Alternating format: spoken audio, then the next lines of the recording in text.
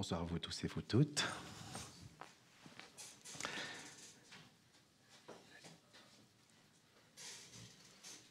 Donc vous êtes venus ce soir pour entendre parler d'un sujet spécifique. Vous avez éventuellement lu des livres, vu des vidéos, vous avez peut-être même, pendant des années, étudié la question, essayé de comprendre, essayé d'acquérir un savoir par rapport à ce sujet-là. Le sujet, plus généralement, on l'appelle non-dualité. Il y a plusieurs terminologies dans le monde à travers le temps et les différents pays. Mais non-dualité, ça me convient bien, c'est assez neutre, ce n'est pas dépendant de quoi que ce soit, ça veut dire ce que ça veut dire. On va en parler tout à l'heure.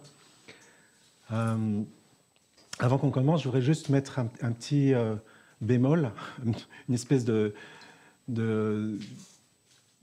mise en garde par rapport à ce qui peut se passer ici, dans la mesure où souvent, et c'est une habitude qu'on a tous depuis l'enfance, quand on va voir quelque chose, quand on lit un livre, quand on va voir quelqu'un, c'est pour apprendre quelque chose. Et en l'occurrence, dans ce type particulier d'échange, ça ne fonctionne pas du tout comme ça.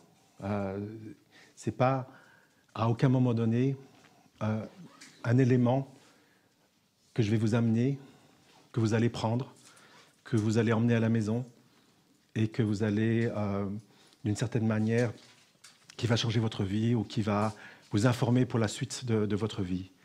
En l'occurrence, l'action qui peut se passer ici ce soir sera une action par le négatif. C'est-à-dire qu'à aucun moment donné, je vais vous donner une information positive de ce que c'est la non-dualité, mais je vais vous dire ce que c'est pas, dans un premier temps. Et je vais vous dire aussi, peut-être, que la façon dont on a fonctionné en permanence, cette acquisition, cette façon de prendre les éléments autour de nous, de les accumuler, a été peut-être la grande source de notre frustration et du fait que cette recherche n'a finalement pas abouti totalement, ou pas du tout éventuellement, à cette compréhension-là, à cette possibilité-là, qui est la possibilité d'une autre une autre lecture du monde. Et donc, une fois de plus, vous allez écouter, vous allez essayer éventuellement même de prendre des notes mentales ou écrites, mais au final, ce qui est important, c'est d'arriver à raisonner, à essayer de comprendre que les mots qui sont dits ici sont des mots de déconstruction, sont des mots qui sont là pour vous prendre quelque chose. Hein, je vais d'une certaine manière, je vais essayer de vous voler, de vous dépouiller de plein de choses qui peuvent éventuellement obstruer la vision claire de ce dont je parle. Et ce dont je parle est d'une simplicité totale, et la seule complication qui semble arriver, je dis bien qui semble arriver, c'est qu'elle est en but en permanence avec nos idées qu'on a à propos du sujet, nos savoirs, nos compréhensions mentales, intellectuelles, nos expériences même, parce que les expériences peuvent être aussi amenées en fait d'une certaine manière à une dérive, à une interprétation. Et mon rôle, si j'ai un rôle, je ne sais pas si c'est le rôle de cette vie, mais en tout cas ce soir, c'est plutôt d'arriver à déconstruire, à défaire. Et quand on enlève toutes ces idées, tous ces concepts à propos de, par exemple, qui vous êtes, si vous vous posez la question « qui suis-je ?», qui est un des outils à proposer dans la recherche non-duelle, ce n'est pas le seul, hein, il y en a plein d'autres. La possibilité ici, c'est d'arriver à une forme de compréhension que cette question-là n'arrivera jamais à une réponse. En tout cas, jamais une réponse qui va être satisfaisante pour l'intellect, satisfaisante pour la raison, satisfaisante pour la logique. Donc la partie purement d'explication du sujet lui-même va être minimum, puisqu'au final, on va enlever, et puis quand on aura tout enlevé, on regardera ensemble ce qui va rester. Et c'est peut-être la seule chose que je peux réellement faire ce soir. Je vais utiliser une métaphore qui illustre un petit peu ce dont je viens de parler. qui est la métaphore du lampadaire que vous connaissez peut-être. C'est une métaphore qui est purement de la tradition, de plusieurs traditions d'ailleurs. Je la connais de la tradition soufie, mais c'est une métaphore qui explique un petit peu plus pourquoi cette communication ne peut pas être faite sur le mode du savoir comme on le connaît habituellement. Donc la métaphore, elle parle d'un visiteur qui visite son ami, qui se trouve à la tombée de la nuit, et ils ont prévu de sortir ensemble tous les deux pour aller faire la fête. Et puis ce visiteur, il arrive et il voit son ami qui est très occupé, qui tourne en rond, qui cherche, et puis il dit « Mais on a prévu de sortir, est-ce que ta voiture est là? Est-ce qu'on peut y aller ?» Et puis cet ami dit « Bah non, je suis en train de chercher mes clés, je les ai perdues, les clés de ma voiture. » Et donc ils les cherchent ensemble pendant quelque temps. Ils sont devant la maison, sous le lampadaire. Et puis, au bout d'un moment donné, le visiteur dit bah, « Peut-être que tu es sûr que c'est là que tu les as perdues, ces clés-là ?» Et puis, son ami lui dit ben, « Non, sûrement pas. C'est impossible qu'elles soient là, mais c'est le seul endroit où il y a de la lumière. » Donc, vous voyez que la lumière dont il s'agit là, c'est la lumière de la logique du savoir, de la compréhension. Et c'est cette lumière-là qui fait en sorte qu'on regarde toujours au même endroit. L'endroit où il y a de la lumière, l'endroit où je peux comprendre, l'endroit où, en fait, c'est le seul endroit où on sait chercher. Ailleurs, c'est difficile, c'est pas accessible, d'une certaine manière, c'est sombre, c'est la pénombre, on ne sait pas trop. Et bien que ces clés, je vous l'annonce tout de suite, elles ne sont pas sous le lampadaire, sûrement pas. L'idée ici, c'est de résister à la tentation, de continuer à chercher sous le lampadaire, sous la logique, sous l'intellect.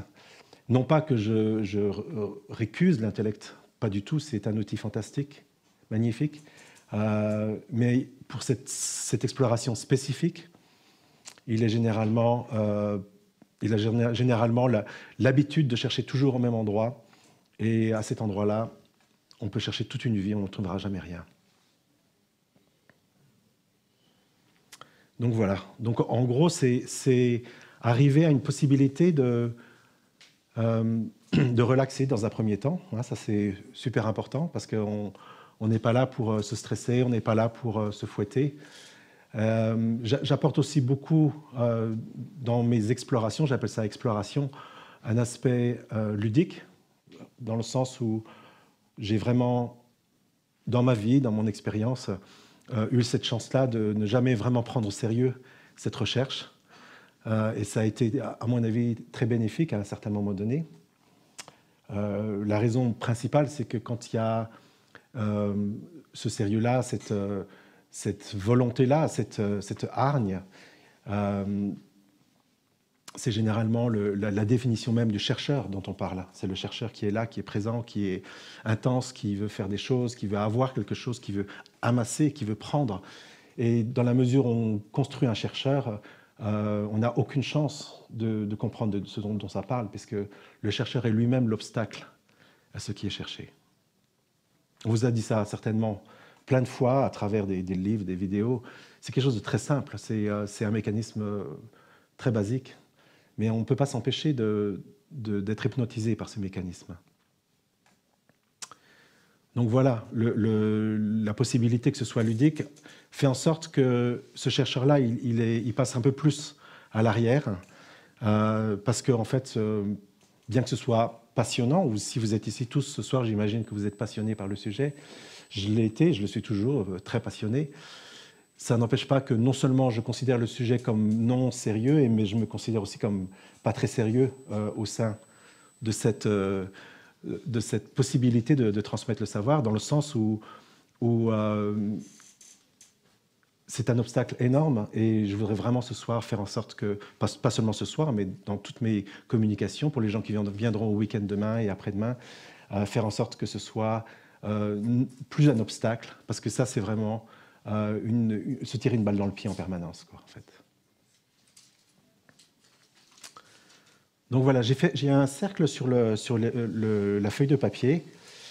Ce n'est pas un koan zen, C'est juste un cercle. Il n'y a rien à tirer de ça. Je vais faire très rapidement une petite explication de comment je vois cette recherche, comment je vois cette aventure, parce que c'est une aventure en fait pour nous tous. Et j'ai eu la chance ces dernières années de rencontrer suffisamment de chercheurs et d'avoir leurs éléments de ce qu'ils ont vu, de ce qui s'est passé. Et finalement, d'une certaine manière, j'ai trouvé une certaine cohérence, une certaine possibilité de faire une espèce de carte, une cartographie de ce dont on parle.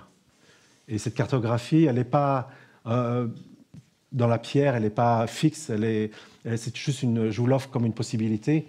Et puis, en fait, ça sera un contexte dans lequel on peut dire, ah bah oui, cet endroit-là, je le reconnais parfaitement. Et je vais en fait en parler parce que ça fait partie du chemin. Et c'est plutôt je vois ça plutôt comme un os à ronger entre nous tous pour pouvoir en discuter et avoir quelque chose à dire par rapport à ça. C'est assez concret. Donc je vais vous faire une petite visite guidée en fait. Alors, donc ce cercle-là, je le vois un petit peu comme une aventure. Donc j'appelle ça l'aventure du chercheur, de la recherche. Donc on va dire, ça pourrait être dans l'autre sens, mais je le prends dans ce sens-là. On va commencer par un point de départ qui n'est pas tout à fait au centre. Je le mets légèrement décalé du centre, vous allez comprendre après pourquoi. Et ça, je l'appelle D, c'est le point de départ en fait, et c'est le chercheur. Donc j'appelle ça le point du chercheur qui apparaît. Qu'est-ce que c'est que le chercheur qui apparaît? C'est à un moment donné dans notre vie de tous les jours, dans nos activités, dans notre vie soi-disant normale, sociale, soudain il y a une question qui se pose et une question brûlante pour la plupart qui fait que tout d'un coup il y a une volonté de comprendre, de savoir, de découvrir. Ça peut être directement lié au sens de la vie, au sens de qui suis-je. Ça peut être lié à plein d'aspects qui tous décrivent un malaise, un mal-être. Et le mal-être, il est essentiellement défini par un paramètre. C'est pour ça que je suis là ce soir. Et ce paramètre-là, c'est ce sentiment, non seulement sentiment, mais aussi expérience, puisque le sentiment va amener une expérience virtuelle, d'une certaine manière, de séparation. Voilà. Le chercheur, par définition, il y a deux parties. Une partie qu'on appelle moi et une partie qu'on appelle non-moi. Okay, cette partie moi, tout le monde la connaît, bien que ce ne soit pas très défini, et c'est justement une des possibilités, c'est essayer de définir ce moi et d'arriver peut-être à une impossibilité à un moment donné, ce qui va être une des premières réponses. Et l'autre partie, ce qu'on appelle non-moi, qui est le monde. Voilà, le monde, cette plante verte, ce tapis, cette chaise, ces gens-là, parce que ces gens-là, ce n'est pas moi. Donc, et c'est cette dualité, puisque on parle vraiment de dualité dans ce cas-là, correspond au camp de base du chercheur qui dit « moi, chercheur, je vais essayer de comprendre le sens de la vie ». Et intuitivement, je sens que ce non-moi est, d'une certaine manière, extrêmement menaçant. C'est comme une espèce de menace permanente, de cette division. Il y a toute une partie du monde qui semble m'engloutir, qui semble en permanence me mettre en péril. Et je veux vraiment arriver à comprendre comment je peux résoudre cette division. Et donc, je me mets en route. Et là, il y a différentes étapes. Et la première étape, ce que j'appellerais tout ce côté-là du cercle, est un faire. Et c'est là où l'intellect est toujours intéressant. Et c'est un faire un peu spécial parce que ce sera un défaire. Okay. Ce défaire-là va démarrer comme ça, c'est-à-dire on va commencer tout simplement en se posant des questions. Si on est notre image sociale, notre image dans la société, qui est le nom, qui est l'âge, savoir si on a un métier ou un autre métier, la couleur, enfin, etc., les yeux. Donc, savoir comprendre que cet aspect du social, de notre image sociale, ce sont juste des concepts et juste une image qui est en fait pas très pas très définissant une identité. Donc on va pouvoir l'abandonner. Donc c'est la désidentification dont souvent on parle à travers ce chemin-là, désidentifier avec l'image sociale. Donc on peut continuer un petit peu plus loin, on peut commencer à désidentifier avec le corps, en tout cas ce qu'on considère être le corps, parce qu'on s'aperçoit que le corps, on a effectivement différentes parties qui semblent évoluer en permanence et qui sont des parties qui sont tout le temps changeantes depuis notre naissance jusqu'à notre mort. Et on ne peut pas considérer que ce soit une vraie identité. Là, en ce moment, on est en train de chercher, on pose la question de Ramana Maharshi, qui suis-je? Et à travers ce qui suis-je, non, je ne suis pas mon nom, je ne suis pas mon numéro de sécurité sociale. À un moment donné, je ne suis pas mon corps ou ce corps. Et on essaye d'avancer, donc on se dit, bah, tiens, il y a quand même quelque chose qui est intéressant. Est-ce qu'il y a un mental qui est là? Il y a des pensées, est-ce que ce mental-là, ce n'est pas moi finalement? Je pense, donc je suis. Est-ce qu'il n'y a pas à un moment donné une identité qui est là? On s'aperçoit que le mental n'est pas un camp de base tout à fait stable, que ça va, que ça vient, que ça devient n'importe quoi, que c'est des fois là, des fois pas là.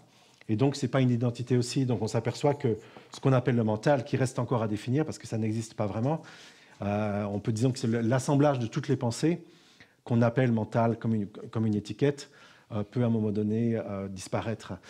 Donc, ce qui disparaît, ce n'est pas le mental, ce n'est pas le corps, ce n'est pas le numéro de sécurité sociale, c'est l'identification avec ces différents aspects qui sont évidents dans notre vie. Donc, on continue un petit peu plus loin. Et puis on se pose la question, souvent on se dit, mais oui, mais je suis l'âme qui est là sans être définie par aucun de ces aspects-là. Bon, ça aussi, c'est une histoire souvent qu'on se raconte, parce que c'est une histoire qui fait plaisir, qui définit une certaine continuité, qui définit une certaine existence. Et cette âme, on parle de réincarnation, on parle de avant la mort, après la mort, mais ça reste encore, d'une certaine manière, beaucoup de concepts et puis pas vraiment d'évidence, pas de clarté par rapport à ça.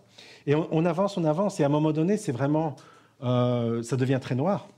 Et s'il y a une partie que j'appelle, c'est pas moi qui appelle ça, mais il y a toute une partie ici qu'on pourrait, si j'ai une couleur différente, ici, que je pourrais appeler la nuit noire de l'âme, qui est Saint Jean de la Croix, mais qui est en fait définie par quasiment toutes les traditions, qui dit à un moment donné, j'ai regardé tous les aspects que je peux regarder, j'ai exploré, j'ai médité, j'ai posé la question, cette identité, cette définition de ce que j'appelle moi, ne fait aucun sens avec tout ce que j'ai connu, je ne sais pas.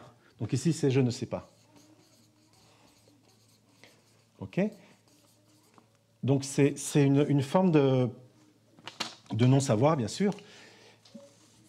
Mais c'est intéressant parce que ce non-savoir, et c'est ça qui est un peu perturbant, il est exactement en parallèle avec un autre savoir qui est évident.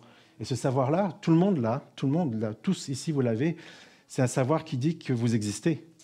Que le savoir qui dit je suis, j'existe. Vous ne pouvez pas l'enlever, vous ne pouvez pas le mettre à la poubelle en disant en fait, même ça, ce n'est pas vrai, parce que c'est, en fait, à chaque fois que vous posez la question, à chaque fois qu'on se pose la question, on existe, on est. Simplement, peut-être qu'on n'est pas tous ces éléments-là, mais on est.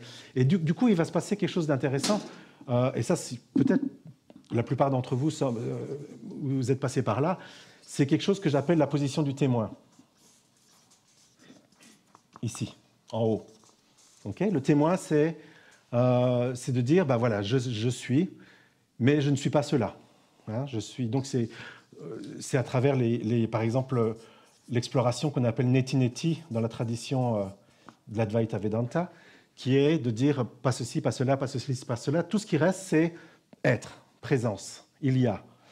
Et cette présence-là amène certainement un état qui est d'une certaine manière très reposant, d'une autre manière qui est généralement pas très confortable, parce que ça fait un peu l'impression d'être une espèce de fantôme.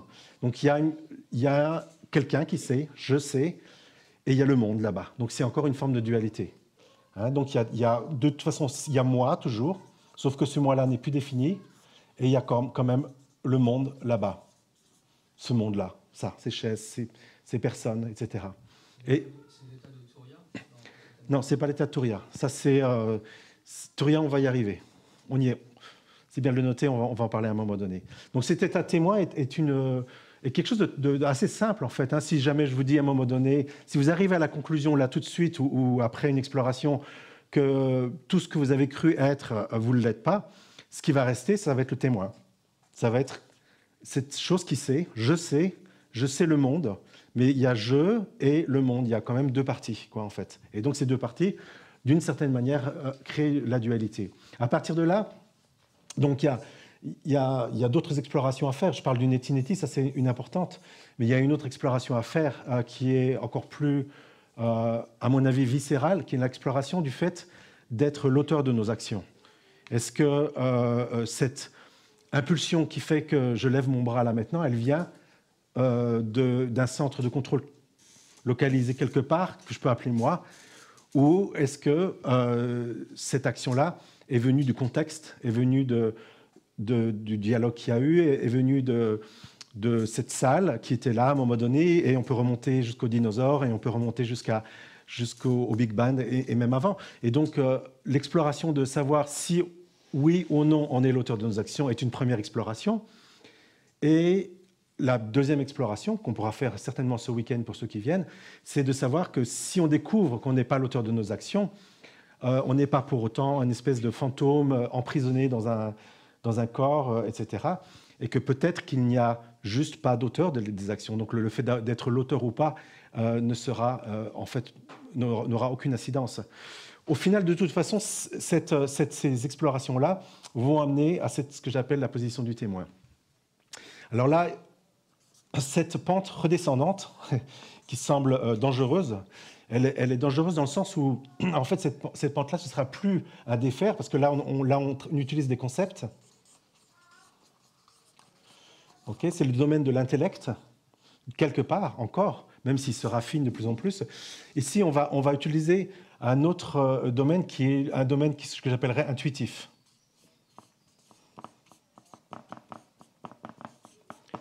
Qui est non pas un défaire, mais que j'appellerais un non-faire. Okay, ce non-faire, c'est ce qui se passe quand, à un moment donné, ce témoin-là s'aperçoit qu'en fait, la totalité de sa vie est en pilotage automatique, qu'il n'a jamais rien décidé, qu'il n'a jamais rien fait, qu'il ne peut même pas se situer au sein de cette histoire-là. Et donc, il va y avoir une certaine redescente. Donc, là, il peut y avoir panique et retour en arrière, réidentification quelque part par là, ou il peut y avoir lâcher-prise. Donc, un lâcher-prise, c'est un non-faire. On ne peut pas décider de lâcher prise, parce que sinon, c'est une autre action. Et si c'est une autre action, c'est plus un lâcher-prise, c'est une forme de manipulation. Et tout ce qui est manipulation ne pourra pas fonctionner dans ce cas-là. Donc ce lâcher-prise, il peut arriver si on se fait écraser sous un camion, par exemple. C'est une des possibilités. Il peut arriver dans tas de situations qui ne sont pas confortables, ou dans des situations de confortables, de méditation, ou de juste d'exploration. Et ce lâcher-prise prend plusieurs formes. C'est pas simplement ça n'a pas seulement un seul parfum, il y a plusieurs parfums autour de ça. Et ça amène une forme de, quelque part, de désinhibition ici. Désinhibition. Enfin, je le mets comme ça.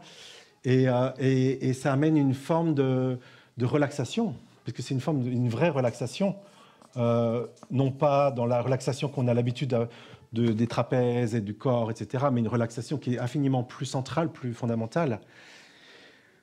Le domaine du jeu, non pas jeu, mais du jeu, de l'aspect ludique, en fait partie de ce côté-là. C'est-à-dire qu'une fois de plus, on ne pourra pas forcer quoi que ce soit en tant que travail. C'est un non-faire, donc ce n'est pas du tout le résultat d'une action qu'on voudrait mettre en place. Donc voilà, ce cercle-là retourne à un moment donné à un endroit. Et ça encore, cet endroit-là, on en parlera beaucoup plus ce week-end, mais cet endroit-là est un endroit qui est, je ne peux pas l'appeler l'arrivée, parce qu'il n'y a pas d'arrivée, dans ce sens-là, ou si l'arrivée se trouverait ici, donc ce n'est pas sur le même plan du tout, ce n'est pas sur le plan de ce qui se passe, en fait, à ce niveau-là. C'est pas une arrivée, je suis arrivé à tel résultat. C'est une transcendance par rapport à cette feuille-là. Et ce point-là n'est pas un point non plus. Donc, ce n'est pas non plus qu'il y a une chose à accomplir d'une certaine manière. Ici, ça reste un peu mystérieux. On en parlera un peu plus demain. Mais il y a une chose pour sûre, c'est que cette possibilité-là, elle n'est non pas bon, déjà, on a passé la nuit noire, elle n'est plus là du tout. Il y a quelque chose qui se met en place qui fait que cette information-là n'est plus une information majeure du tout. Le témoin a disparu. Et ici, alors qu'ici, on est déconnecté du monde, ici, on est totalement dans le monde. C'est-à-dire, ce n'est pas qu'on est dans le monde, on est le monde lui-même, quoi, en fait. C'est-à-dire qu'il n'y a pas vraiment de différence entre ce qui se passe et ce que je suis. C'est deux aspects de la même chose unique qui est toujours à l'œuvre. Donc c'est une reconnexion. C'est-à-dire qu'on n'est plus très loin Ici, c'est un état élevé. Vous pouvez voir en haut de la feuille, c'est un état élevé, c'est un état où il va y avoir beaucoup d'expériences spirituelles. De dire, waouh, c'est cool, là, j'avance super bien, j'ai un super kick. Ici, ce n'est pas du tout des expériences spirituelles. C'est ce qui se passe là maintenant, là, tout de suite. Et vous voyez que cette distance-là, elle est minuscule. C'est pas là dont l'arrivée, s'il y a une arrivée de cette recherche, c'est très proche du départ. Bon, il y a une disconnexion ici, parce que de toute façon, c'est même pas sur la même feuille, mais d'une certaine manière, cette proposition, c'est de reconnaître. Hein, donc, c'est pas quelque chose qu'on invente, c'est quelque chose qu'à un moment donné, qui est vu, qui se voit, reconnaître que cette vie que tout le monde vit en permanence, n'est pas vécue par quelqu'un, mais se vit elle-même, se connaît elle-même directement, et n'a besoin d'aucun intermédiaire. Je ne vois pas avec mes yeux, je n'entends pas avec mes oreilles. Ce qui se passe uniquement, c'est une modulation de ce que je suis. Cette modulation se déploie maintenant sous forme de cette possibilité de communication. Ça peut être avec n'importe quoi d'autre, aller dans le métro, les magasins, ou rien du tout. Et on pourrait parler des implications dans le sommeil profond, des implications dans tous les aspects de la vie. Mais en réalité, ce point-là n'est pas différent d'une vie ordinaire, d'une certaine manière, quoi, en fait. On a l'impression que je suis là pour vous vendre quelque chose qui est là-haut, en haut, sur la montagne. En réalité, s'il y a un point qui paraît évident, c'est derrière, loin dans la partie qui se fond dans la mer, qui n'est pas du tout un peak experience, donc une expérience du sommet, mais qui est une expérience en fait de la vallée, qui n'est même plus une expérience, puisque pour définir une expérience, il y a toujours deux aspects, un aspect qui est l'auteur, le sujet, et un aspect qui est l'objet. Et dans ce cas-là particulier, cette dualité disparaît et la vie continue.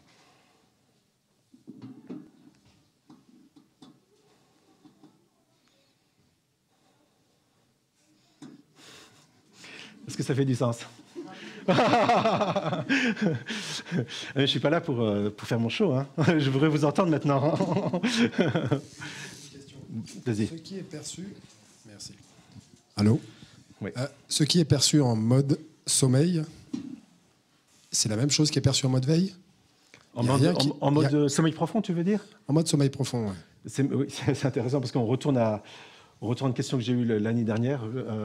Et donc, en fait, on peut en parler, c'est sûr, mais c'est un petit peu en dehors de ça. Tout ce que je peux dire, c'est que le sommeil profond, donc, on croit être un état de quelqu'un qui, à un moment donné, disparaît, qu'il n'y a plus rien, c'est une espèce de grand trou noir. En fait, il n'est pas... c'est parler de l'absence de quelque chose qui n'existe pas. Donc, au final, ce sommeil profond, il peut être reconnu là, maintenant, tout de suite. Il existe là, maintenant, en permanence. Donc, il suffit d'essayer de le retrouver. Et ça fait partie des choses qu'on fera ensemble ce week-end, pour ceux qui seront là. Essayer de retrouver ce qu'est le sommeil profond dans notre vie de tous les jours. Et à ce moment-là, ça deviendra une évidence que le sommeil profond n'est pas ce trou noir dont on a parlé, n'est pas cette absence totale. Et ce n'est pas quelque chose qui vient d'une déduction du mental, une fois de plus. Ce n'est pas le lampadaire. C'est vraiment assez loin du lampadaire. C'est vraiment très subtil, c'est un parfum, mais c'est une évidence aussi. C'est pas quelque chose qui est en dehors de tout ça. Merci. Juste après, ok. Bonsoir. Est-ce qu'on est forcé de passer par la nuit noire? Heureusement, on n'est pas du tout forcé, parce que ce serait vraiment pas chouette, quoi. C'est sur le chemin, enfin, parce qu'il y a certains auteurs qui en parlent et d'autres pas du tout. Voilà. Moi, pour vous dire vraiment franchement, je n'y suis pas vraiment passé. Par contre, j'ai rencontré beaucoup de gens qui sont passés par là, beaucoup d'histoires. J'appelle pas ça des personnes, j'appelle ça des histoires qui comportent un intervalle de nuit noire. Parce que c'est quand même, à un moment donné, ça peut être très angoissant de ne plus avoir de définition, de plus savoir qui on est, en fait, d'une certaine manière. Il y a tout qui s'écroule, le sens de la vie s'écroule. Hein, il y a plus pourquoi je me lèverai le matin? Enfin, ça ne fait plus aucun sens. Ah ben voilà, c'est la nuit noire. C'est à un moment donné, c'est une forme je dirais, de dépression spirituelle, c'est-à-dire de dire, en fait, ici j'étais un super chercheur, plein d'entrain, plein d'intérêt pour le sujet. Je lisais tous les livres, j'allais à tous les satsangs, je faisais, et puis petit à petit, j'ai compris ça, c'est cool, ça c'est vraiment bien. Là, je me sens le mental sans l'identification avec le mental. Je parle pas sans le mental, mais sans l'identification avec le mental, ma vie est déjà changée.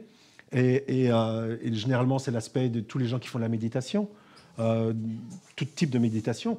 Et c'est vrai que ça change une vie d'une certaine manière. Mais si on continue un peu plus loin, ça devient dangereux. Parce qu'à un moment donné, qui médite quel est le but même de faire de la méditation? Et ça, tout est remis en question. Et on arrive à un moment donné où plus rien n'a de sens. Même les actions qu'on fait pour cette recherche elle-même s'annihilent complètement. Il n'y a plus rien qui reste. Alors ça peut être joyeux, hein. Ça peut être quelque chose qui est de l'ordre de faire la fête, pourquoi pas, en disant waouh, c'est cool, en fait il n'y a rien de ça qui me définit et la vie est belle et la vie continue.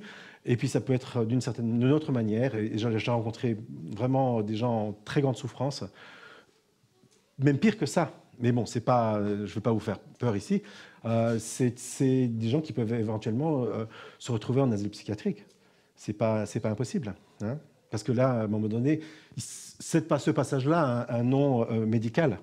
C'est pas du tout quelque chose qu'on croit être juste spirituel. Il y a tout un aspect bien classé dans je dirais dans la science médicale. Mais bon, je peux vous dire simplement que c'est pas la fin.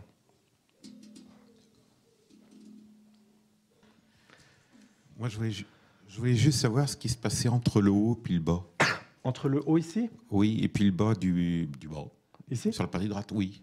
D'accord. Ici, c'est l'aspect qui est, d'une certaine manière, un peu désincarné, en fait, d'une certaine manière. C'est-à-dire que cet aspect-là, c'est l'aspect qui est une espèce de transparence, qui est une espèce de déconnexion. C'est une déconnexion avec le monde. C'est un ressenti du fait que je ne suis pas du monde. Hein, je suis même plus une âme, en fait, parce que j'ai laissé tomber l'idée de la réincarnation et tout. Je ne sais pas ce que je suis le témoin de ce monde. Donc c'est un endroit qui peut être très beau aussi. Attention, hein, je ne dis pas que je parle pas d'un... Et cette possibilité-là, c'est de voir que ce témoin-là, ce qu'on appelle le témoin, n'est en fait pas une chose, n'est pas une identité, n'est pas quelqu'un qui le fait. Déjà, ce serait plus proche d'un verbe. Alors en anglais, on dit witnessing, c'est witness to witnessing. Donc en français, ça passe pas très bien de dire témoigner, ça fait aucun sens. Mais ce witnessing est quelque chose qui devient de plus en plus naturel. Et à un moment donné, même ça disparaît. Comment ça se traverse, ce passage? Le passage de... Enfin, je veux dire, oui, comment on aborde, comment on traverse en passant de ce point A haut à ce point bas? De ce côté-là, comme ça, quoi. Dans son aide, je sais pas. Alors ça, la question comment, elle fait totalement du sens, mais c'est une question lampadaire. Hein, c'est une question ce que je disais juste avant, c'est une question qui veut avoir un manuel qui va dire, logiquement, mon mental me dit que je vais faire ci, je vais faire ça, et je vais arriver à ci, et je vais arriver à ça. Parce que c'est le seul endroit où on s'est cherché. On a rarement été voir ailleurs. Donc on essaye d'avoir des réponses, et le comment est une question qui est directement sous la lumière de l'intellect et qui va faire du sens. Mais à partir de ce point-là, le lampadaire doit être abandonné d'une certaine manière, quoi, en fait. Parce que là, c'est du domaine de l'intuitif, du domaine d'un lâcher-prise tellement total que ça n'a aucun sens par rapport à l'intellect. C'est pas c'est pas quelque chose que l'intellect voudrait à aucun moment donné, parce qu'il a toujours eu l'impression d'être au service, ou eu l'impression d'être même l'identité de ce qu'on est réellement, quoi. Est-ce que ça fait du sens? On peut continuer. Oui, je dis, qu'est-ce qu'on fait à partir de là? Qu'est-ce qu'on fait à partir de là? À partir de là, oui, qu'est-ce qu'on fait, C'est un non-faire d'abord, hein, et c'est plus, plutôt que se poser la question qu'est-ce qu'on fait, qu'est-ce qu'on n'en fait pas? c'est exactement ça. C'est plutôt s'il y a quelque chose à un moment donné à retenir, et c'est très dangereux parce que là on revient sous le lampadaire, c'est de dire, en fait, essayer de résister à l'urgence de faire des choses, de vouloir être partie prenante de ce qui va se passer, quoi, en fait. Essayer d'apporter une aide à ce qui est en train de se dérouler, parce que cette aide-là est la définition même de la séparation. Hein, c'est-à-dire que je veux faire en sorte que le plan divin qui veut que je comprenne de quoi nous parlons, je veux une vie non séparée. Le plan divin a besoin de mon aide, que je fasse quelque chose pour arriver au résultat. Ça, c'est se tirer une balle dans le pied. C'est ce que j'appelle se tirer une balle dans le pied en permanence, quoi. Dans la façon dont je l'interprète, enfin, je la comprends de manière intuitive, je dirais, là, c'est la vie qui fait le job. Et notre part à nous, c'est de ne pas chercher à revenir dans les schémas arrière. Bien sûr. On laisse faire la vie dans ce qu'elle a à faire. Bien sûr. Et nous, c'est de ne pas participer à ce retour en arrière vers le... Par exemple. C'est une possibilité. C'est cette lucidité, cette compréhension, c'est se voir avec un grand V, cette clarté qui fait de voir que, en fait, on n'a jamais rien fait dans notre vie. Tu vois, même tout ça, on a eu l'impression, mais en fait, même ça, on n'a jamais rien fait. Sauf que là, ça avait vraiment le goût du faire, le goût de je vais résoudre mon problème. C'est juste parce que c'est la façon dont à l'époque on le percevait. Mais si on arrive, et c'est encore, attention, il faut s'apprendre avec des pincettes, si on arrive dans cette zone-là, on regarde en arrière, on a ce qui se passe. C'est ce phénomène qu'on appelle en anglais gateless gate, la porte sans porte ou le portail sans portail, qui fait qu'en regardant en arrière là, on s'aperçoit qu'en réalité, ce qu'on a découvert ici, ça a toujours été le cas. Il n'y a jamais rien qui a été créé, il n'y a jamais rien qui a été changé. Il y a juste à un moment donné cette possibilité de comprendre que la totalité de ce qu'on appelle notre existence a toujours été du même type, du même parfum, je dirais de la même possibilité de non-séparation, et que tout ce qu'il y avait eu soi-disant avant, c'était juste de l'imagination pure. Dans ces cas-là, comment comprendre l'outil spirituel? Parce qu'au début, tu disais qu'il y avait la question « qui suis-je » L'outil spirituel, je disais qu'il y en avait d'autres. Donc à un moment donné, l'outil spirituel ne s'adresse pas directement au mental alors? Alors, l'outil spirituel est un outil de déconstruction. C'est-à-dire que l'outil spirituel ne va jamais arriver à une réponse directe à la question « qui suis-je » par exemple, va arriver à une réponse indirecte qui est non seulement une absence de réponse, mais aussi une possibilité de non pas répondre à ces questions-là, mais les dissoudre. Donc on va dissoudre. Donc on utilise, c'est la métaphore de Ramana Maharshi. Il parlait d'une épine qui était notre impression, notre expérience de séparation, qu'il fallait déloger d'une certaine manière, et on utilise une autre épine qui est du même ordre. C'est pas différent. C'est pas différent ce qu'on appelle le concept non duel. Ça reste du même ordre hallucinatoire que la dualité elle-même. Mais par contre, ça, comme c'est du même ordre, ça a une possibilité d'interaction. Et ce qui se passe, au final, c'est pas que le concept non duel gagne la bataille et est super content, etc. C'est que le concept non duel va dissoudre d'une certaine manière cette dualité-là, et de fait, comme il n'y a plus rien à dissoudre, n'a plus de raison d'exister. Et au final, ce qui va se passer, c'est qu'il va y avoir une forme de suicide conceptuel. Ces concepts-là de non-séparation n'ont même plus besoin d'être. Ils n'ont plus aucun sens. C'est-à-dire que l'évidence est la réalité? L'évidence est? L'évidence, c'est-à-dire qu'une fois que les concepts sont levés, il reste l'évidence de ce que c'est? Une fois que les concepts sont levés, il reste, on peut appeler ça l'évidence, c'est sûr, mais ça n'aide pas vraiment, c'est un autre concept, l'évidence, en fait, tu vois. Donc, il faut faire vraiment très attention, parce que dès qu'on va mettre une étiquette, on va se retrouver en face de quelque chose qui va falloir dissoudre à un moment donné. Donc là, on va avoir du boulot le reste de nos jours, quoi, en fait. Même, on peut parler Et on va faire ça ce week-end pour ceux qui restent. On va pouvoir regarder ce qu'on appelle conscience. Par exemple, c'est un mot qui est utilisé tout le temps. C'est un peu le mot tarte à la crème qui fait que ah oui, je suis conscience, etc. Mais c'est aussi en grande partie une autre forme d'hallucination. Parce que ça, on peut le dire oui, si c'est vraiment compris dans ce que c'est réellement, mais pas juste comme concept en tant que tel, mais comme réalité vivante. J'ai une autre question. La dernière fois, tu as parlé de dissonance cognitive. Est-ce que tu pourrais le expliquer ? La dissonance cognitive, elle est super simple en fait. C'est quelque chose qui arrive dans toutes nos vies. C'est pas un concept spirituel, c'est quelque chose qui est beaucoup plus général, qui veut que quand je donne une information, quand quiconque donne une information, si l'information va à l'encontre de notre vécu, de notre mémoire, de nos habitudes, il va y avoir à un moment donné une espèce de friction qui va se produire. Et si la friction est trop grande, au lieu qu'il y ait un effet entre une information qui arrive et la possibilité de la recevoir, il va y avoir un échappement. Donc l'échappement, la dissonance qui est l'échappement, va faire en sorte qu'à un moment donné, je vais commencer à parler de quelque chose d'un petit peu trop intime, parce que ce dont je parle, c'est intime à nous tous.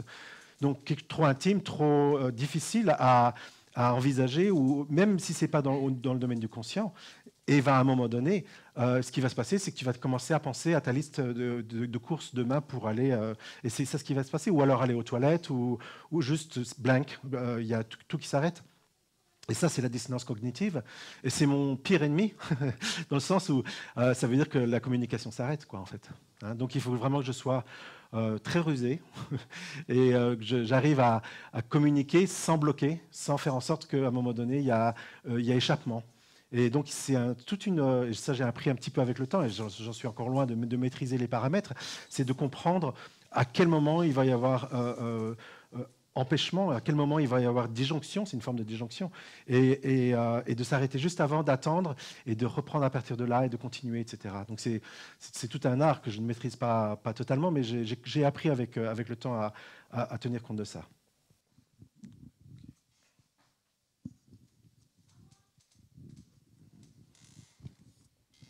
Une autre petite question. Donc, je me suis désidentifié du mental, donc c'est clair, mais il y a quand même de la manifestation là-dedans. C'est du vide, mais ça existe. Tu ne peux pas dire que cette plante n'existe pas. Oui, mais il y a le problème de se dire, est-ce que le mental essaye de récupérer l'affaire ? Parce qu'il est tout le temps en train de balancer des choses. Mais le mental ne voit jamais rien. Le mental est une information. Le mental, si on fait cette exploration ensemble, on va s'apercevoir que le mental n'a jamais rien pensé, n'a jamais rien vu. Parce que le mental, c'est une information, je dirais, de l'ordre du sensoriel. C'est-à-dire que j'ai l'information de la couleur, du toucher de cette plante. Ça donne une histoire de plante. Et au même titre, des pensées qui vont apparaître, des pensées par exemple de plantes, pourquoi pas, vont décrire une plante, ce sera une histoire de plante.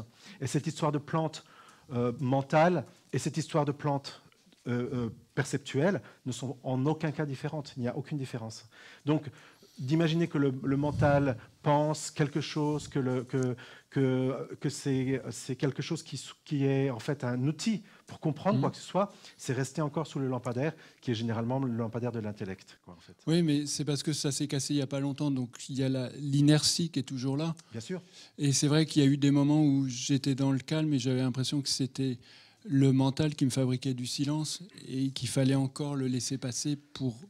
Le mental ne fabrique jamais rien. En fait, ce qui se passe, c'est si le mental se calme, se réduit parce que c'est même pas lui qui s'aperçoit, c'est parce que comme il n'y a plus vraiment d'intérêt, que le mental n'aura plus vraiment les racines pour pouvoir développer des pensées d'une certaine manière, ces pensées-là se ralentissent et éventuellement s'arrêtent, ou en tout cas par moment, et par contraste, ça génère une impression de silence, en fait. Donc c'est une forme de désidentification avec le mental. On est bien d'accord. Mais ça, c'est vraiment dans la partie de cette partie-là.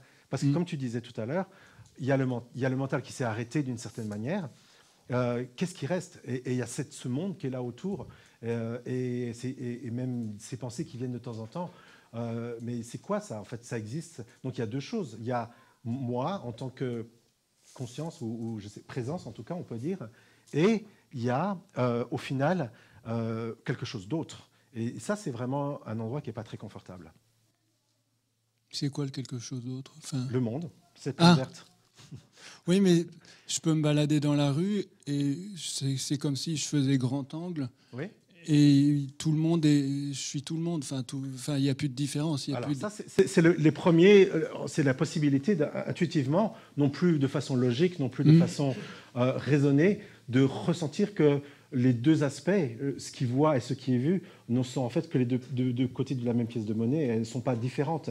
Mais c'est pas quelque chose qui est toujours évident d'emblée. Ça prend du temps. Il semble qu'il y ait deux choses dans un premier temps, et à un moment donné, ça s'amenuise.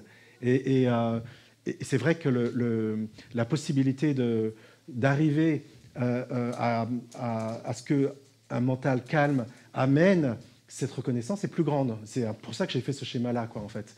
Mais ce n'est pas toujours le cas. Des fois, c'est au sein d'un mental totalement discordant, bruyant, de façon tonitruante, que cette reconnaissance va se passer. Donc là, ça colle pas vraiment. Tu vois, donc il faut juste dire c'est une des possibilités. Oui, mais il ne faut pas que je m'attache sur les manifestations qui viennent là-dedans. Quelle est la partie qui s'attacherait à quoi?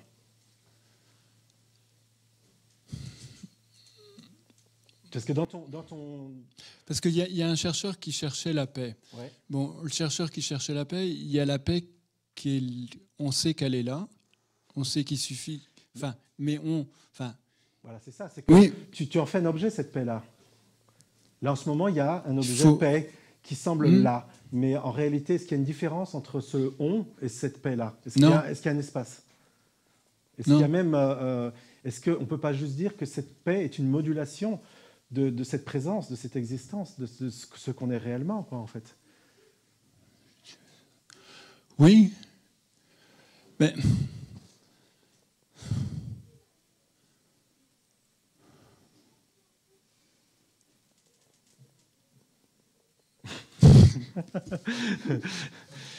Non, c'est vrai que c'est assez...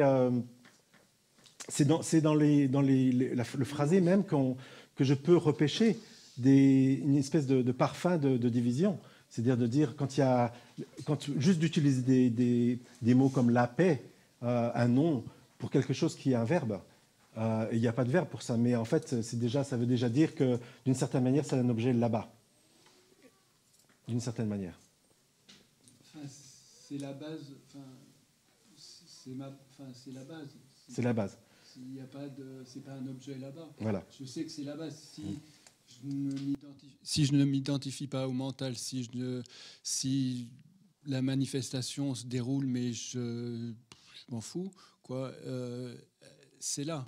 D'accord. Mais toute l'histoire que tu racontes en dehors de, tu dis c'est là, mais il y a quand même mon identification mentale, ci et ça. Toute cette partie-là est une partie hallucinatoire, et on pourrait juste dire il y a, au lieu de dire c'est moi ou oui, il y a. Oui, il y a. Oui. Et qu'est-ce qu'il y aurait d'autre?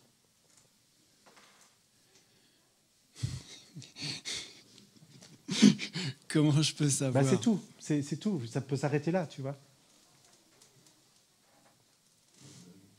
Tout ce qu'on rajoute à ça, c'est exactement nos échappatoires. C'est même pas les nôtres. C'est l'histoire qui s'écrit en tant qu'échappatoire.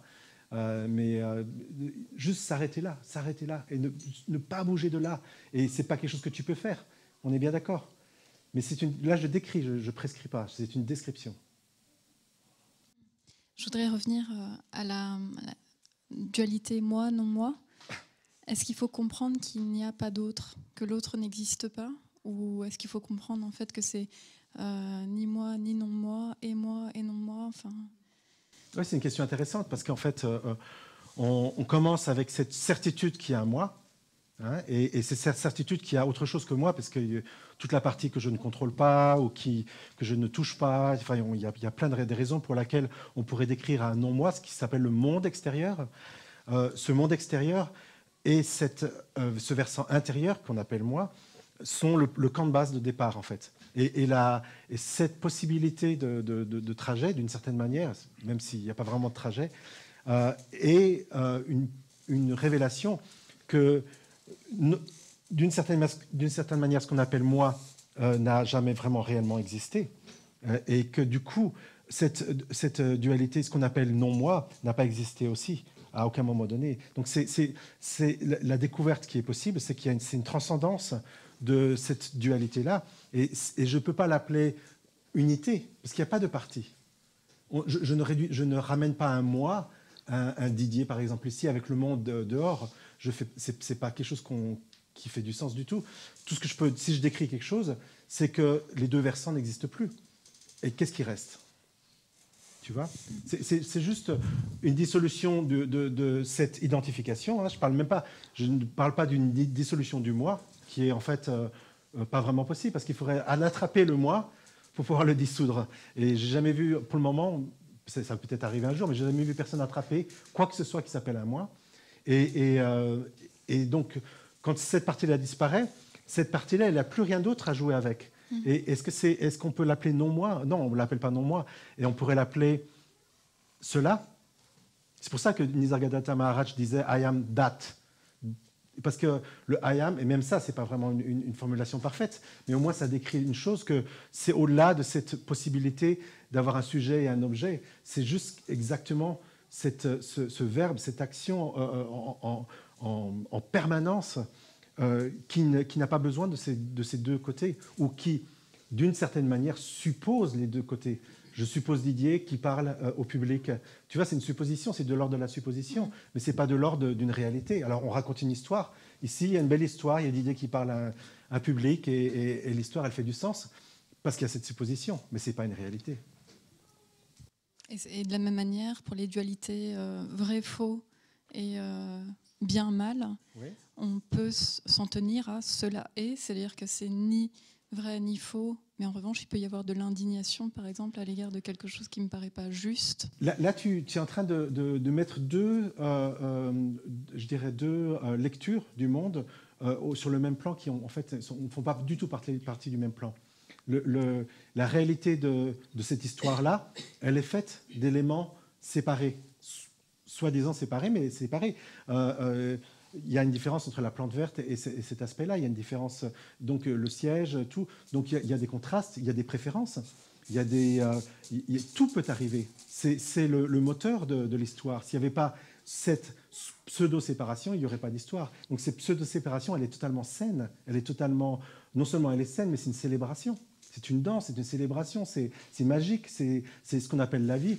Et là-dedans, il y a tout. Je ne fais pas le tri entre ce qui est vrai, ce qui est faux, ce qui n'est pas bien pour le chien de mon voisin, etc. C'est un tout qui inclut toutes les possibilités. Ce dont je parle n'est pas une réorganisation de cette vie-là, de cette manifestation-là. C'est une possibilité de voir que ces éléments séparés sont tous faits de la même matière. Et cette matière-là, c'est ce que je suis. Pas je en tant que Didier, mais en tant que source, en tant que ce qui fait qu'il y ait quelque chose au lieu de rien, quoi, en fait, tu vois. Et donc, c'est plutôt une reconnaissance de la matière même de l'histoire que des éléments constitutifs de l'histoire, qui, en fait, ont très peu d'importance. Ce n'est pas les éléments constitutifs de l'histoire qui vont donner la réponse, qui se trouve ici. Ça n'a fera aucune différence. Mais il demeure néanmoins... ce que tu veux dire, Didier, c'est que dans l'histoire, il reste du vrai, du faux, du bon, bien du... Sûr, bien sûr. Tout à fait. Pour l'individu, pour la personne qui a disparu, je ne comprends pas. La personne qui, soi-disant, disparaît est un élément constitutif de l'histoire. Je préfère la glace à la vanille à la glace à la fraise, et ce n'est pas un problème du tout. Et la différence si différenciable, parce que je vois dans ta question que tu essayes de voir où se loge le loup. En fait, effectivement, il y a un loup, mais le loup, il ne se loge pas au sein de l'histoire. Ce n'est pas parce que j'aurais décidé que je n'ai plus de préférence au niveau des glaces, je peux manger la vanille, la fraise et la pistache, que je suis en réalité non-duel. Tout ça, c'est une forme de rêve, une forme d'hallucination aussi. Donc la possibilité que je donne, c'est que quoi qu'il se passe dans l'histoire, quels que soient les choix, quelles que soient les actions qu'on appelle élevées, pas élevées, horribles, incluant tout ce qui s'est passé dans les possibilités de choses horribles, sont faites d'une seule et unique matière. Et cette matière-là, je pourrais même l'appeler, et ça c'est aller jusqu'au bout, mais ça te montre de quoi on parle, cette matière-là, je peux l'appeler moi. Tu vois ? C'est pas que c'est quelque chose là-bas, c'est totalement intime. C'est intime pour nous tous. Qu'est-ce qui se passe là dans cette pièce-là ? Si ce n'est pas la vie qui se déploie, qui se sait et qui raconte une histoire. Et au sein de cette histoire-là, tout peut se passer. C'est pas dans les éléments de l'histoire qu'on va trouver la solution. Mais je vois par exemple pour ce qui me concerne qu'il y a un moi qui se maintient parce que ce moi pense avoir raison et pense que d'autres ont tort. C'est la distinction, la moi, non moi, elle existe aussi parce qu'il est cru que j'ai raison et que l'autre a tort et que je suis quelqu'un de bien. C'est là où peut-être l'exploration du sens d'être l'auteur de ses actions aide énormément. Parce que si à un moment donné tu arrives à la conclusion intime, pas intellectuelle, intime, que tu n'as en fait jamais rien vraiment fait, que ça a toujours été la suite logique de ce qui s'est passé, du contexte, des éléments constitutifs de l'histoire, etc., les uns après les autres, tu vas peut-être, à un moment donné, l'appliquer à ta vie et dire « Waouh, en fait, je n'ai jamais rien décidé, je ne suis ni bonne ni pas bonne, puisqu'il n'y a jamais eu vraiment de décision. » Et, du coup, une des implications directes, vécues, non pas intellectuelles, c'est que personne n'a jamais rien fait non plus. Et personne n'a été mauvais ou bon, etc. Ce sont des étiquettes qu'on rajoute à une histoire. Mais en réalité, pour que cette histoire marche, il faudrait qu'il y ait des individus. Et c'est donc ça dont je parle, que ces individus n'existent pas. D'accord, merci. Alors, tout à l'heure, tu parlais de résister. Tu as employé ce mot. Je me souviens à peu près dans le contexte dans lequel tu l'as... À peu près. Hein. J'aimerais savoir ce que tu mets derrière ce mot. Résister, parce que moi, j'y mets la notion d'effort, de volonté, parfois même la volonté de ne pas résister. Qu'est-ce que tu y mets? Comment le voir autrement? Alors, la résistance, c'est aussi un mot qui est important dans le contexte de ce dont on parle, parce qu'il y a effectivement une grosse partie de la partie qu'on attribue à la résistance qui vient de cette identification à je suis l'auteur de mes actions, quelqu'un d'autre est l'auteur de ses actions, il y a un clash, il y a une résistance, mais cette résistance-là, c'est une résistance qui est virtuelle, qui est le fait, c'est un jugement d'une certaine manière. Un jugement, ça devrait être ou ça ne devrait pas être. Ça pourrait être, ça ne pourrait pas être. En anglais, we should, it should not, it could not. Oh, tout ça, ça disparaît d'une certaine manière. Ça, c'est l'expression d'une résistance. C'est l'expression d'une résistance. Par contre, une fois que ça s'est vu de façon transparente, que ça disparaît du champ, tout simplement, ça ne vient plus parce qu'il n'y a plus les éléments constitutifs pour le faire grandir. Le reste, c'est la résistance naturelle de la vie qui fait que si tu mets une baffe, je vais peut-être en mettre une aussi, tu vois. Et j'ai aucun problème avec ça. C'est pas que tout d'un coup, il y a tout qui s'arrête. Oui, il y a tout qui s'arrête. Non pas pour la vie, parce que la vie continue, mais pour le soi-disant individu séparé. La réalisation peut arriver à un moment donné que cet individu-là n'a jamais existé.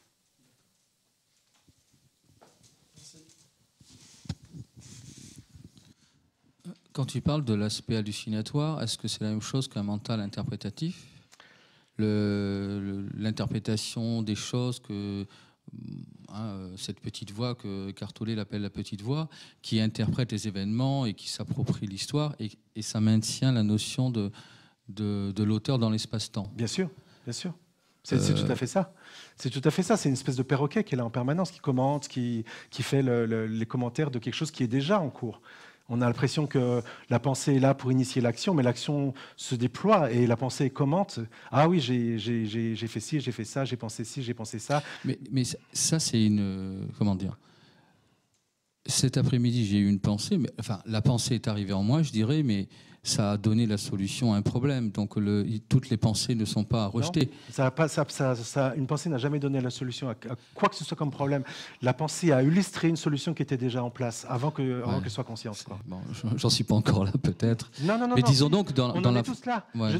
En fait, il y a une chose qu'il faut que vous me fassiez confiance, vraiment à 100%, c'est que ce que je décris, vous le vivez tous en ce moment, là, maintenant. C'est pas que j'ai pas un état de conscience élevé ou différent, ou une réalisation. C'est pas de ça dont je parle. Je parle de quelque chose que je décris, que vous pouvez reconnaître dans ce qui se passe là maintenant.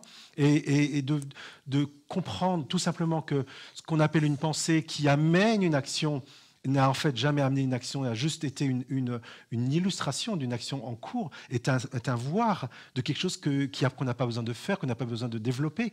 C'est un voir de quelque chose qui a toujours été. En fait. Je ne comprends pas. C'est-à-dire qu'il y a eu quelque chose qui est arrivé, qui s'est construit, on va dire, dans un espace mental, je le dis comme ça, et il y a eu une action suite à cette pensée. Voilà. C'est descriptif. Comment es-tu sûr que... il y aurait plein... je ne sais pas si tu seras là ce week-end, mais comment es-tu sûr que cette pensée-là a amené à une action? Simplement, c'est comme si c'était le perroquet qui commentait, d'une certaine manière, qui disait quelque chose d'une action qui était déjà en cours. Il y a des recherches en neurosciences qui déterminent très clairement que ce qu'on appelle nos décisions viennent plusieurs secondes après le fait que la décision est prise. Donc ça, c'est une illustration. Je ne vais pas aller trop loin là-dedans. Parce que il semblerait alors. Il semblerait. Voilà, il semblerait, exactement. Il semblerait que la pensée amène une action. Mais en réalité, mon expérience, après décortiquage de toute la machinerie, montre que, dans un premier temps, la pensée... La première chose que je peux dire, c'est la pensée illustre une action qui est déjà en cours, une décision qui est déjà en cours. Donc, déjà, c'est le premier truc. Et deuxième chose qui peut se passer, et là, peut-être, il y a une petite différence, parce que ça, c'est quelque chose qui se met en place, c'est dans un deuxième temps, la pensée étant illustrative, n'a plus vraiment d'intérêt, et ce qui se passe, c'est qu'elle disparaît. Et c'est comme ça qu'on peut parler du silence mental et tous ces mythes qui sont là. C'est pas une action de quelqu'un qui a un mental silencieux et qui est un super yogi. C'est simplement le fait que quand à un moment donné, le perroquet, il t'en a juste ras-le-bol, c'est même pas toi qui as ras-le-bol, que tout d'un coup, ce perroquet-là, il a plus d'intérêt à exister. Il fait pas partie réellement de l'histoire, d'une certaine manière. C'est une illustration de l'histoire. Tout simplement, il arrête de parler, tout simplement. C'est très simple. Quand tu dis une pensée illustrative, descriptive, ça veut dire la même chose, c'est ça, illustrative? Oui. C'est une pensée qui dit je décide de faire ci, de faire ça, ou je pense que ci, je pense que ça. Et attention, la pensée est quelque chose qui est utile, c'est un outil, ça peut être pratique, c'est un bloc-notes, il y a des aspects qui sont intéressants. Et donc, dans la tradition Advaita Vedanta, il y a un peu une différence entre ce qu'on appelle le mental, qui est ce qu'on appelle le working mind, qui est le mental travailleur d'une certaine manière, qui est pratique, qui est concret pour aider à l'organisation de l'histoire, de la vie, donc de l'histoire. Et tu as le thinking mind, qui est plus ce qu'on appelle le mental qui radote, d'une certaine manière, et qui est optionnel, qui n'a pas besoin d'être là. Ok, merci. Est-ce qu'on peut dire que la pensée est toujours superfétatoire?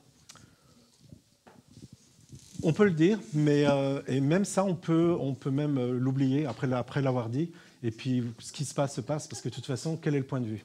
Tu vois, je veux dire, par rapport à qui, par rapport à quoi, par rapport à quelle référence?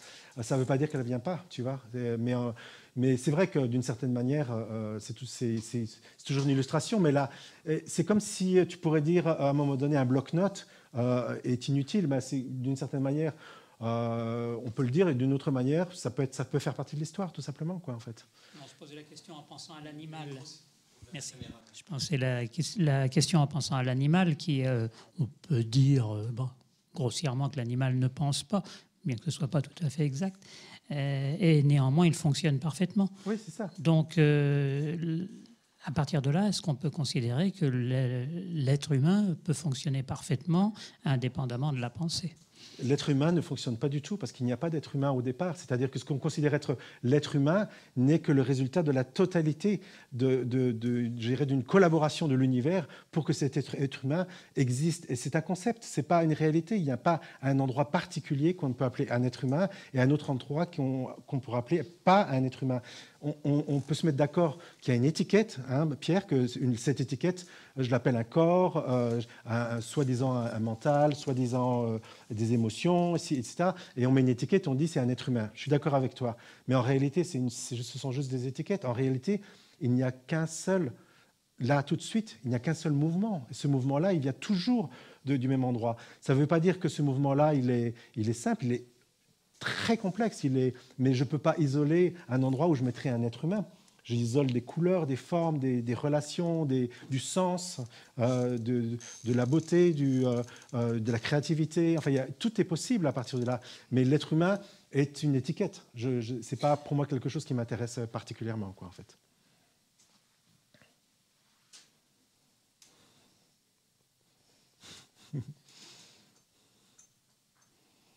Ça va, c'est pas trop complexe parce qu'en fait, la réalité de ce dont je parle, c'est une fois de plus, c'est la simplicité. Et ça va vous faire hurler, bien sûr. mais en fait, c'est voilà, le lampadaire, l'étude de ce que je dis avec le lampadaire amène une complexité insurmontable. C'est impossible. Par contre, si on arrive à se décoller de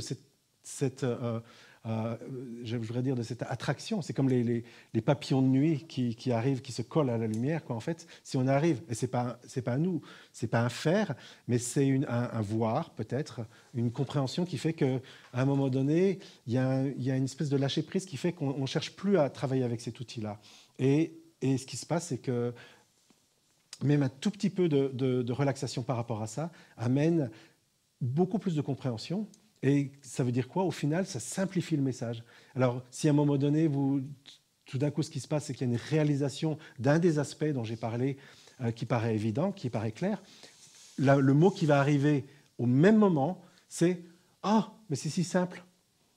Voilà, c'est toujours ensemble. C'est pas « Waouh, j'ai compris, mais alors là, vraiment, il a fallu énormément de temps, énormément d'énergie, et je vais l'oublier. » Parce que si c'était compliqué, ce serait quelque chose qu'il faudrait se rappeler. En l'occurrence, il n'y a aucun effort de mémoire. Là, ce qui se passe en ce moment, cette communication qu'on a en ce moment, ça ne vient pas de la mémoire, ça ne vient pas du savoir, ça ne vient pas de quoi que ce soit qui a été appris, qui se rappelle. La mémoire n'est pas du tout opérationnelle dans ce cas-là. C'est une description directe, simple de ce qui se passe là maintenant pour tous, que ce soit vu ou pas. Hein, on est bien d'accord, mais ce n'est pas du tout à savoir en l'occurrence. Je parle à moi-même, j'ai fait les questions et les réponses. Si je reprends l'image du lampadaire, les paroles que tu dis font de l'ombre mentale, c'est-à-dire que le mental essaye de... Il n'y a rien à saisir, mais il se rebelle parce que quelque part, ça ne correspond pas à ces schémas de référence, certainement. Quoi. Exactement, c'est ce qu'on disait tout à l'heure avec la dissonance cognitive. C'est-à-dire que ces mots-là vont essayer d'attraper d'autres mots. Je suis un être humain, je suis une entité séparée, je suis né, je vais mourir, je suis fragile, l'univers est terrible. Tout ça, c'est des concepts qui font partie de notre environnement sans même qu'on s'en rende compte. Et ces mots-là vont essayer de les dissoudre d'une certaine manière, de les contrecarrer. Je ne peux pas faire ça en quelques minutes là, donc généralement c'est un processus un peu plus long. Mais au final, ce qui va se passer, c'est que si la dissonance cognitive ne se met pas en place, s'il y a une vraie relaxation, ces mots-là qui sont des concepts, qui ne sont pas autre chose, hein, qui sont juste du bruit d'une certaine manière avec un sens, vont avoir cette possibilité de dissoudre les concepts qui sont en place. Et une fois qu'il y a eu dissolution, il n'y a pas récupération du mental et il y a une espèce de voir qu'est-ce qui reste quand ces concepts-là ont été annulés. Tu vois? Donc c'est de récupérer, d'avoir des conclusions, d'en refaire une autre histoire, d'en faire une connaissance. Ah, j'ai appris quelque chose aujourd'hui. C'est retourner sous le lampadaire. La guidance est vraiment importante parce que quelque part, s'il y a une déconstruction comme ça, la va-vite, de certains concepts en donnant d'autres concepts spirituels, je ne sais pas, pour des gens qui ne sont pas bien stables psychologiquement, ça peut être une forme de... Enfin, je ne sais pas. Oui, ça peut être une forme de dérive, de dérapage qui rendent la vie non pas plus paisible et plus légère, mais qui peuvent amener réellement à un cauchemar, en fait, d'une certaine manière. On est bien d'accord? Donc, c'est quelque chose qu'il faut... je ne dis pas une fois de plus, hein, je décide rien, je fais rien là aujourd'hui, mais naturellement, il va y avoir une connexion intuitive qui va dire là, j'arrête, je n'irai pas plus loin dans ma communication. Parce qu'après, je sens que ça peut être déstabilisant et pas approprié. Et à d'autres moments, c'est le contraire. Et ça, d'où ça vient, je n'ai aucune idée. Ah, si, j'en sais, ça vient du même endroit que tout le reste. C'est le mouvement. C'est le mouvement. C'est exactement ça, oui.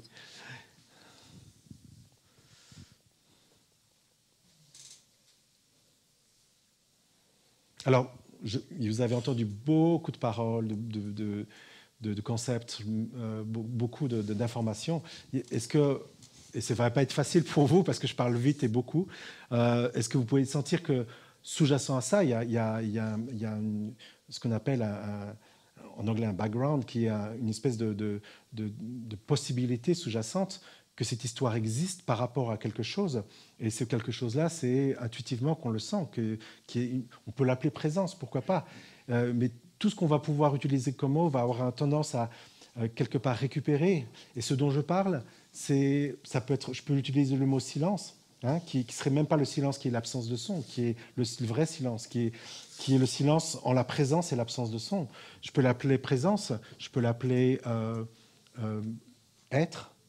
D'ailleurs, c'est pour ça que Être Présence m'a invité ce soir, donc je fais de la pub en même temps. Et c'est vraiment des mots qui pointent vers quelque chose qui est notre expérience précise, à tous maintenant. Hein. Alors je dis à tous, ça fait un peu bizarre de parler comme ça, mais on pourra affiner ça si vous voulez. Ce qui se passe, c'est qu'il y a récupération de cette information-là, et il y a localisation. Ah, je suis présent, j'existe ici, dans ce corps, dans cette tête, dans cette vie, je suis né, je vais mourir, etc. Donc dans le temps et dans l'espace. Et ce dont je parle n'est en aucun cas localisé ni dans le temps ni dans l'espace. Et pourtant, ça est. Et c'est la matière même de l'univers. Et cette chose-là, qui n'est pas une chose, qui est nous-mêmes, notre réelle existence, d'une certaine manière, de façon incroyable, se met en forme de modulation et génère des tableaux, des histoires qui sont incroyables. Et ces histoires-là semblent avoir une dimension, hein, une dimension d'une pièce, dimension du temps, mais ce sont des modulations qui génèrent temps et espace au sein de ce qui est nous-mêmes, non localisé et non temporel. J'aurais voulu savoir quelle place tu donnes au discernement. Parce que le discernement, finalement, c'est mental. Enfin, en tout cas, moi, ça m'a beaucoup aidé de faire preuve de discernement dans certaines situations. Et je vois qu'en spiritualité, il y a de nombreuses approches et pléthore de guides spirituels. Donc, est-ce que tu pourrais en dire quelques mots ? Du discernement entre quoi et quoi, par exemple ? Ce qu'on appelle communément le discernement sur un chemin spirituel, c'est-à-dire savoir distinguer le vrai du faux. Si tant est qu'on puisse d'ailleurs... Disons, le discernement, c'est un peu l'outil de ce que j'appelle la désidentification, donc hein, d'arriver à un moment donné à regarder quelque chose. Et je vois que tu utilises des mots forts comme vrai et faux. Je ne dirais pas que je ne pourrais pas utiliser ces mots-là, parce que je suis le corps est vrai à un certain niveau. Au niveau de cette histoire-là, par exemple, qui se passe, quoi, en fait. Ce n'est pas vrai de façon absolue, mais relativement, de façon supposée au sein de l'histoire, c'est une possibilité, c'est ce qui se passe en ce moment, tout simplement. Donc de dire « Ah, ça c'est faux », non, ce qui est faux, c'est de dire ce concept-là, je suis le corps, éventuellement, et mon unique camp de base et mon unique possibilité, et je ne vais pas au-delà de ça. Alors, la possibilité, c'est d'utiliser le discernement, non pas pour sélectionner ce qui est vrai, ce qui est faux, mais ce qui est utile et ce qui n'est pas utile. Tu vois ce que je veux dire ? C'est plutôt, OK, ça c'est plus utile, pour continuer, je le laisse tomber. Mais je ne mets pas forcément l'étiquette faux, parce qu'on s'en fout, en fait. Je veux dire, je ne suis pas le corps, de dire, le concept « je suis le corps » est faux, je ne pourrais même pas l'utiliser, en fait. Juste, ce n'est pas utile. Sur un chemin spirituel, on peut aussi se fourvoyer, par exemple. Non, on ne peut pas se fourvoyer. Parce que ce que tu dis là, ça veut dire que quelqu'un a le contrôle et va décider d'avoir une information et de rejeter une information, ou pas. Et cette idée-là, cette histoire-là de quelqu'un qui peut se fourvoyer, est elle-même la séparation. Merci. Quelle que soit l'identification, il y aura au fond une petite voix, peut-être la petite voix je dirais de la raison, qui va à un moment donné donner l'information, mais quand même, c'est pas la fin des hostilités. Il y aura toujours une envie de quelque chose d'autre. Et peut-être un des éléments qui serait, j'ai du mal à utiliser ce mot, mais qui serait un peu la preuve dans votre vie que cette exploration a été jusqu'au bout, c'est que la recherche s'arrête complètement. C'est qu'il n'y a plus possibilité même de poser des questions, de lire, de faire quoi que ce soit, parce que ça ne fait plus aucun sens. Parce que Ramesh, par exemple, Ramesh Balsekar, qui était mon maître pendant pendant quelques années, à chaque fois que j'arrivais avec ce genre de discussion, d'explication, il me demandait « Who wants to know ?» Qui veut savoir?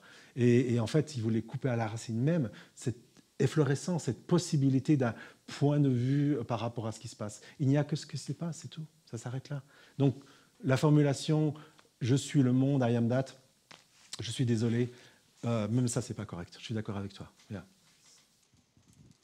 Oui, justement, je voulais rebondir sur cette question, parce que moi, j'ai passé beaucoup de temps à lire Nisargadatta Maharaj. D'accord. Et c'est vrai que j'ai été très dubitatif quand il disait... en fait, il parle à un moment de dire qu'on dans le chemin, c'est d'être le monde, d'être l'ensemble du manifesté. Et qu'en fait, c'est un chemin, c'est qu'à un moment, on jette la conscience, on jette tout, en fait, on rejette tout. Et c'est pour ça que ça me fait un peu réagir. C'est que il y a, malgré tout, il y a dans ce qu'il exprime, il y a un rejet quand même à un moment. Quand on t'écoute, on a l'impression qu'il y a là, et il affirmait avec force, je suis pas tout ça, quoi. Voilà. Mais le rejet, la réalité, la racine même du rejet n'est pas le rejet du monde. Le rejet est le rejet de l'identification, et le rejet de l'identité, et le rejet de la séparation en tant que tel. Et à aucun moment donné, il rejetait le monde. Il vivait totalement sa vie pleinement dans le monde, avec toutes les actions. Il faisait même des pujas, des grâces aux dieux, etc. Donc cette vie-là était vécue à 100%.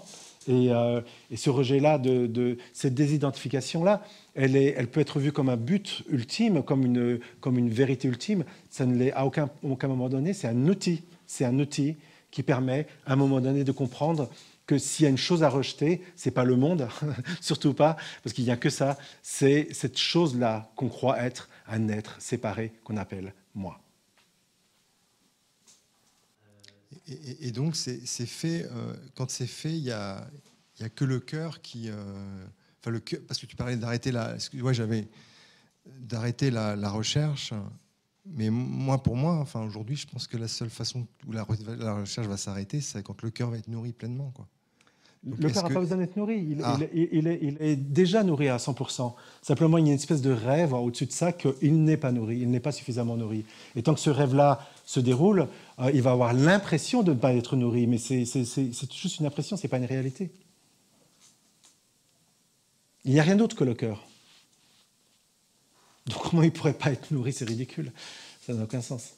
Mais bon, c'est difficile de le prouver. Hein. C'est juste, après, c'est vraiment une expérience intime.